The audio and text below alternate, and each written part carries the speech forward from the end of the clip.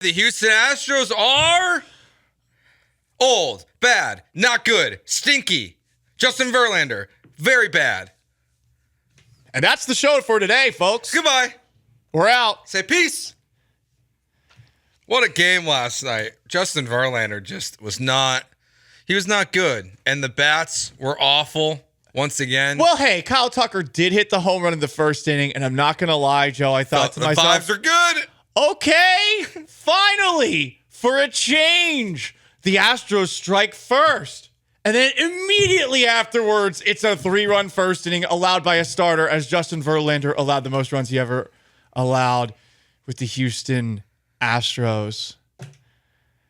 Yeah. And then they waved the white flag. That's what the kind of game yesterday was. They waved the white flag? Interesting. When did that happen? Because when Joe, Amaya came in?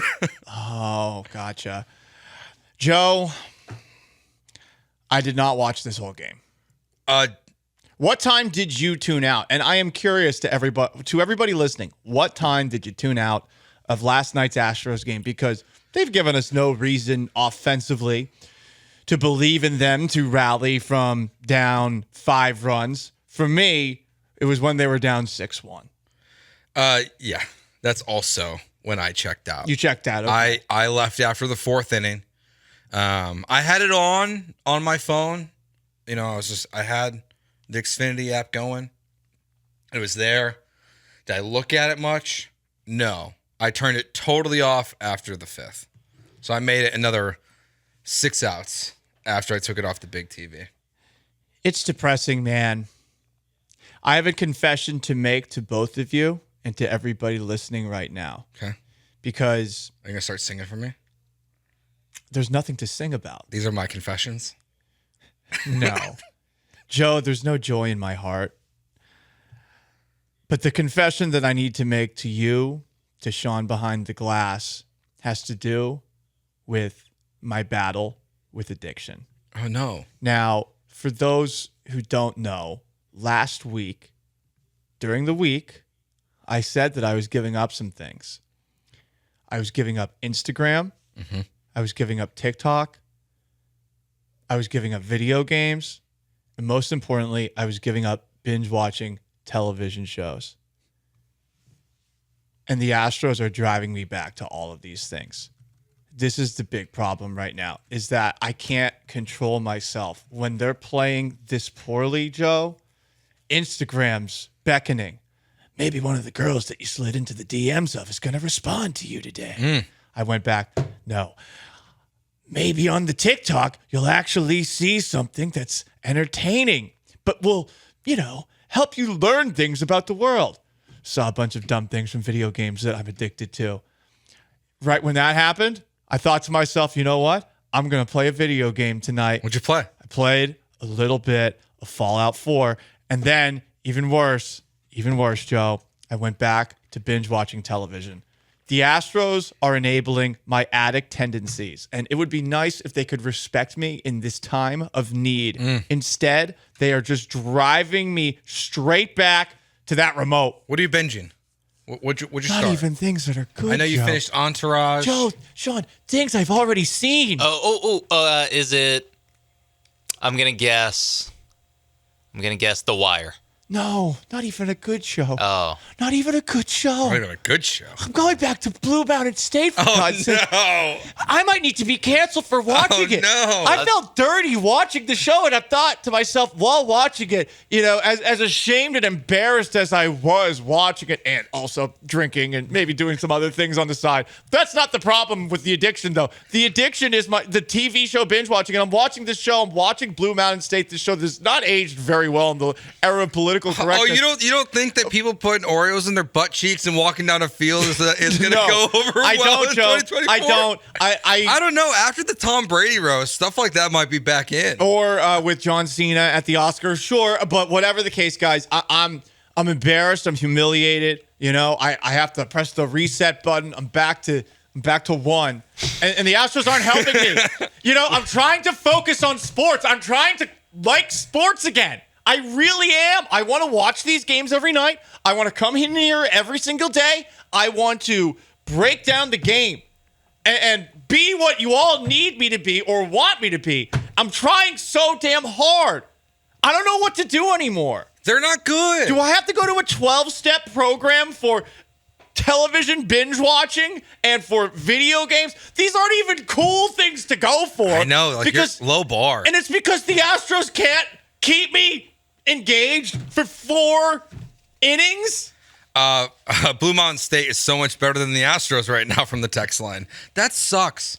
Because Blue Mountain State's one of those like bad TV shows that you enjoy. It's bad, but it's good, but it's still bad, and yet it's still. But the Astros are not bad, but still good. They're just bad. They're not like fun bad. They're just bad. Sad bad. Yeah, like this isn't like this isn't like you have a bunch of top prospects coming up and you're bad, but you have hype for the future. This isn't Yordan Alvarez and he's 18 because I mean he's only 100. In his last 100 at bats, he's hitting 188, and he keeps rocketing baseballs off his legs, looking like he's going to die on the baseball field. That looked painful last night. Second time that's happened to him a week, he's hurt himself from a foul ball. Just sit him. I mean, here's the thing, though. For his own. No, we're not doing the loser thing. We're not doing that. We're not doing that. No, I just mean so he doesn't get hurt.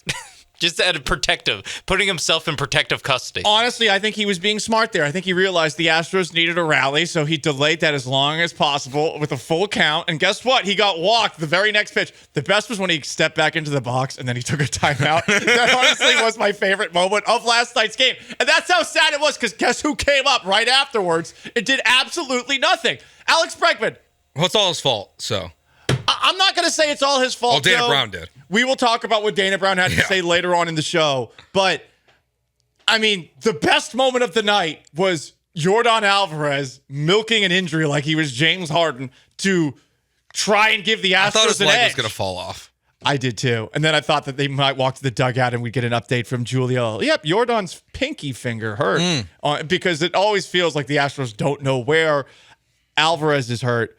But let's see. Infuentes says this is an 83 and 79 team at best. Is it? Oh, okay. Is it at this point? I don't feel that. I wish I felt that way. I wish I felt that good about this team. I do too. If they don't win the next 2 games, it's donezo, over. That's it. We've already done the funeral. They don't even. This is the dangerous territory they're in right now. They're still keeping some people on because they're angry.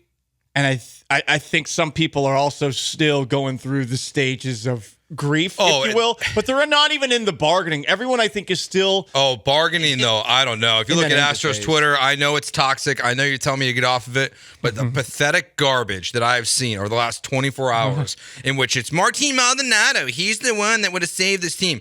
He's available for a bag of trash if you wanted him. You could trade Forrest Whitley for Martin Maldonado to the White Sox right now. He's not even the starting catcher there. Corey Lee is.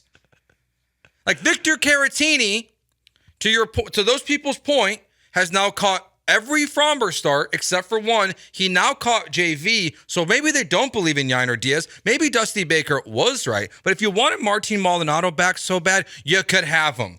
The White Sox don't want him.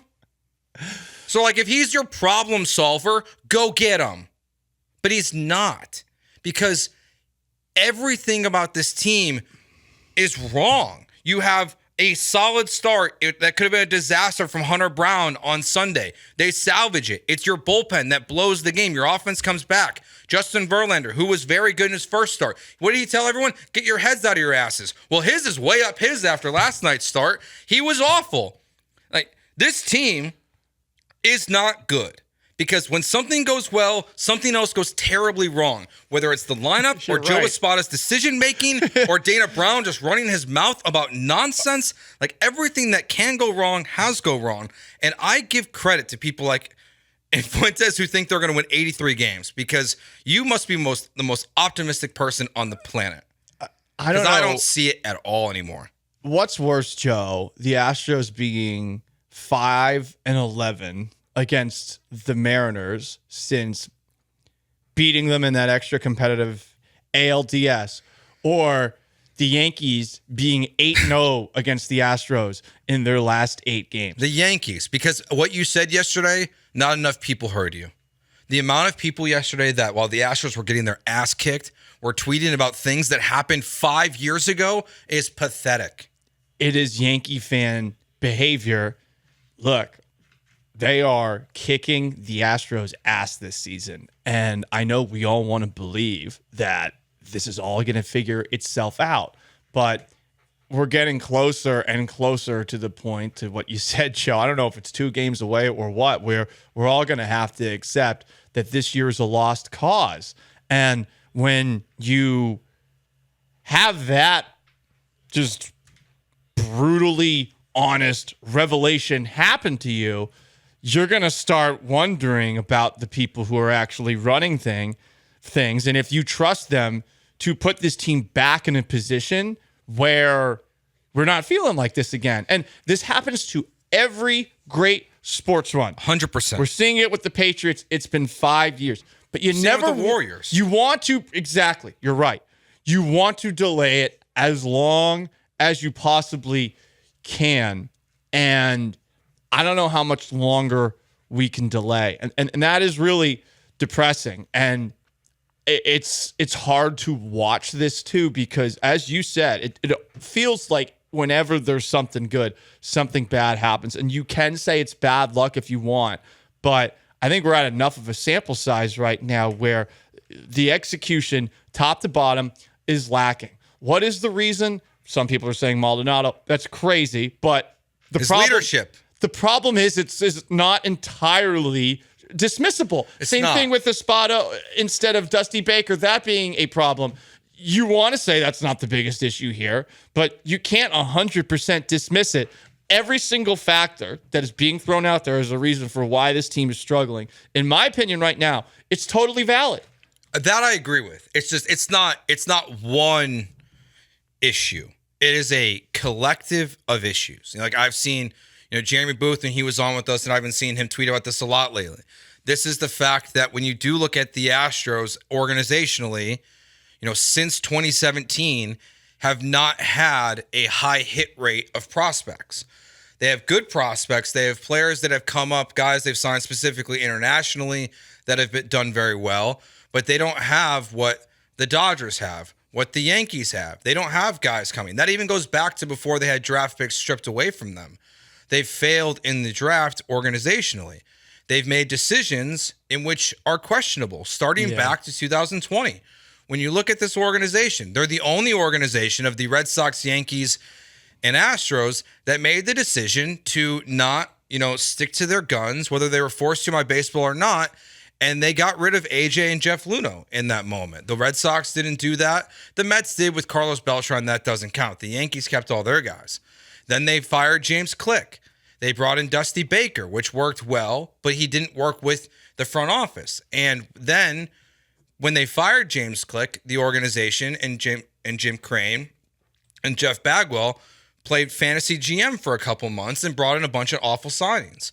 So a lot of this is past decisions is all kind of hitting you all at once.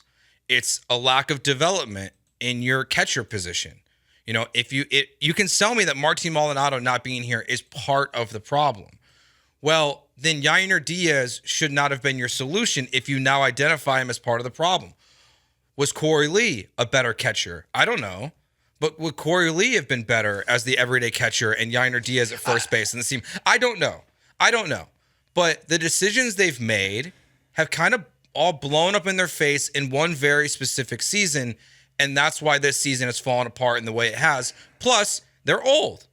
JV looks old. Bregman, I don't know, man. Last night, that was my biggest takeaway is at least last night, everything felt old.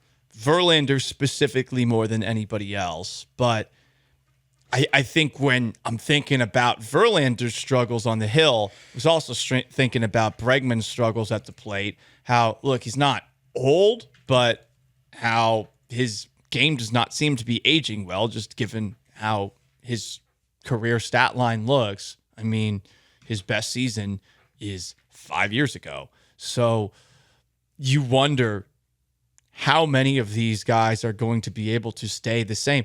The craziest thing of all is, at least with Jose Altuve is playing great. Mm-hmm. maybe not in this series thus far, but and then Kyle Tucker in right field. You're thinking to yourself, man, this might be the one guy who has the ability to stay at the same level that he's been at in the past with the way that he's opening up the year. And you're not even sure that this guy's going to be around long term, where guys like Christian Javier dealing with injuries, Yordan Alvarez, who has dealt with a lot of injuries and in a bit of a slump himself, those guys, you're wondering how well will they age? Will they age a la Lance McCullers? Yeah. Will they age a la some of the other guys, Ryan Presley, that you've locked up to long-term deals that have been here for a while? That's the worst part. Yeah, it feels like everything's old into what you were saying a moment ago, Joe. The reinforcements in the farm system, I mean, they're just not there right now. Joey Loperfido doing what he's doing is honestly like more than you would have honestly expected probably going into the year. You've got more from these guys in moments. And like, Singleton. Yeah, I mean, like, the fact that John Singleton's your everyday first baseman is an incredible story, but it's also an indictment of the decisions that you've made. I mean, the biggest long-term hope that you can have for this franchise right now is that you are the 2023 Yankees. The 2023 Yankees didn't have a ton of injuries, but they had some, and they finished 82-80, and they missed the playoffs. And they kept everything going. They kept Cashman. Yeah. They kept Boone, which was crazy. But they did something, Joe, that the Astros won't do. The Astros aren't going to sign a Juan Soto kind of guy. Now, the thing is like they traded for Juan Soto. He's not under contract with them for more than a year. So, like, could, in theory, the Houston Astros trade for a Juan Soto caliber player? They're not going to do that, though, you know? I mean, it's more about just, like, Yordan Alvarez is, like, and Tucker and the guys you have next year, and you rebound in a big way in 2025, and you show up to back to who you were or who we thought you were, and this is really just a down year. Like, yeah, you might not be the team that continually goes to the ALCS, but you still have the pieces to be very good for the foreseeable, or to be good, not very good, to be good. And once you make the baseball playoffs, anything can happen. We all know it. We've seen it happen. We've seen the last, like, not this year. Yeah, you can't. We can't say. I'm thinking about next year. We can't say once. I am not talking any trash towards Yankees fans. I am not talking any trash towards Mariners fans, and I am not looking at the Astros right now as a playoff team. I don't even think that any of us can honestly say that until they're back above 500, because they're doing the same thing night in, night out. You know, it's always one of three things: no offense, bad first couple of innings from the starter, bad moments from the bullpen with a lead. Like, this is one of those three things is going to happen every single game. And if that keeps on happening, your record is going to stay where it is, which is 28th of 30 teams in baseball. 28th. 2-8. You're last behind a team that doesn't have Shohei Ohtani anymore and now doesn't have Mike Trout in your division. Yes. And the A's, who have A's. A payroll that is the caliber of many places in our industry. I think Josh Hader's total salary might be more than the A's payroll right now. Like, that's who they are.